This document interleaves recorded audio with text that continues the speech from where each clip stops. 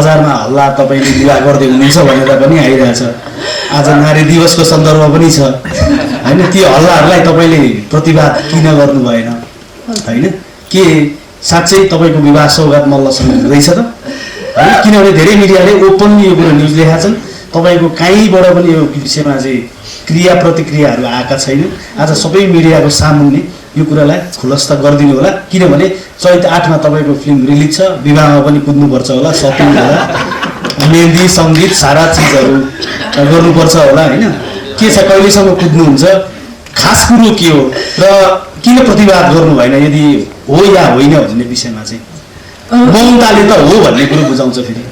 Okay, होइन मैले यो खबरहरू सुनेको हो अनि यस्तो लाग्छ त्यो ट्रुथ भन्ने कुरा आइहाल्छ। अब उहाँहरूले एकदमै डेट पनि दिनुभएको रहेछ, चैतको 3 गते उहाँले यसरी इन्गेजमेन्ट हुँदैछ भनेर। अनि एकदम अमेजिङ लाग्यो, एन्टरटेनिङ डेफिनेटली लाग्यो। अनि त्यसमा के भन्ने नै मलाई आएन, किनकि आई थिङ्क अब चैत 3 आइहाल्छ अनि देखिहाल्नुहुन्छ भन्ने भनेपछि हो कि होइन हो या होइन त्यो न्युज चाहिँ होइन, डेफिनेटली होइन। चैतको 3 गते चाहिँ होइन,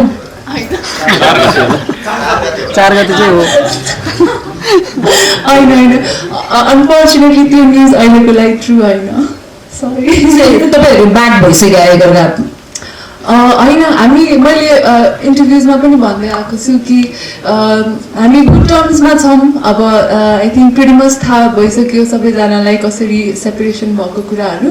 अनि अहिलेको समयमा आई थिङ्क जस्ट सबैको भलो होस्, राम्रो होस् भन्ने नै हुन्छ। अनि कोही पनि मान्छे आई थिङ्क त्यो एकदमै एटलिस्ट हाम्रो केसमा चाहिँ त्यो एकदम नराम्रो इन्टेन्सन भएर एकदमै ऊ भएर सेपरेट भएको पनि होइन। त्यही भएर चाहिँ नि त्यो हेर्दैछौँ। सेपरेटको कुरा गरिरहँदाखेरि चाहिँ मसँग त केही एभिडेन्सहरू पनि छन् हैन,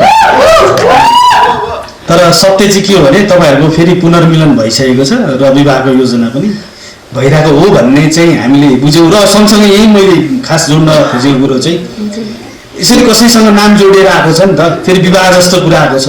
भोलि तपाईँको विवाह अन्त कतै होला रे होइन, सायद नहोस् होइन, होला रे। तर यस विषयमा तपाईँले प्रतिवाद चाहिँ किन गर्न चाहनु भएन, केही बोल्न चाहिँ किन चाहनु भएन कि? यस्तो मिडियामा हङ्गामा भइरहँदाखेरि या तपाईँ पनि यो गसिपमा, यो रुमरमा, स्क्यान्डलमै ठिकै छ नि त, नाम पनि आइरहेछ भन्ने टाइपले नि तपाईँले यसलाई स्वीकार गर्नुभएको हो।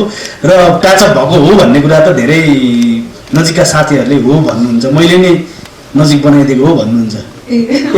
एकजना साथी त मेरो छेउमा पनि हुनुहुन्छ।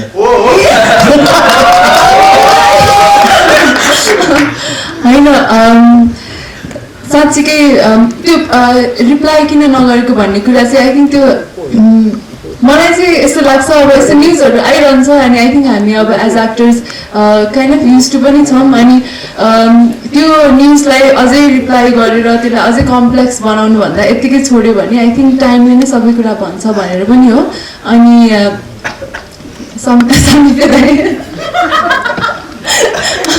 हामी कुरा चाहिँ हुन्छ हाम्रो, अनि त्यसलाई सायद उहाँहरूले चाहिँ नि अब प्याचअप भएको, फेरि ब्याक इन रिलेसनसिप भएको भनेर सोच्नु भयो होला। तर त्यो चाहिँ नि छैन अहिले, त्यति चाहिँ म भन्छु अनेस्टली। जनासँगको रिलेसन चाहिँ नि जस्तो एनर्जी दिन्छ हुन्छ नि त्यही खालको एक्सचेन्जेस हुन्छ। सो फार चाहिँ नि मेरो केसमा पर्सनली भन्नुपर्दाखेरि चाहिँ मेरो एकदमै प्लेजेन्ट एक्सपिरियन्स भएको छ अनेस्टली भन्नुपर्दा। अनि म एकदम ग्रेटफुल पनि छु त्यो कुरामा।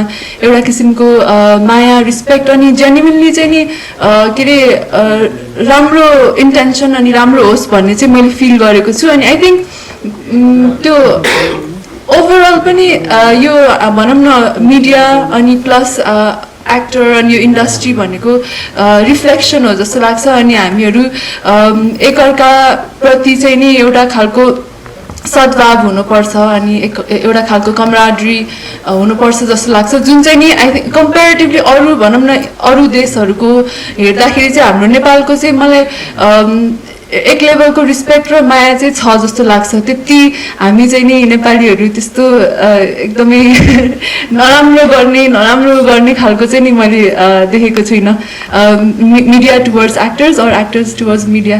अनि मलाई त्यो चाहिँ एकदम खुसी लाग्छ।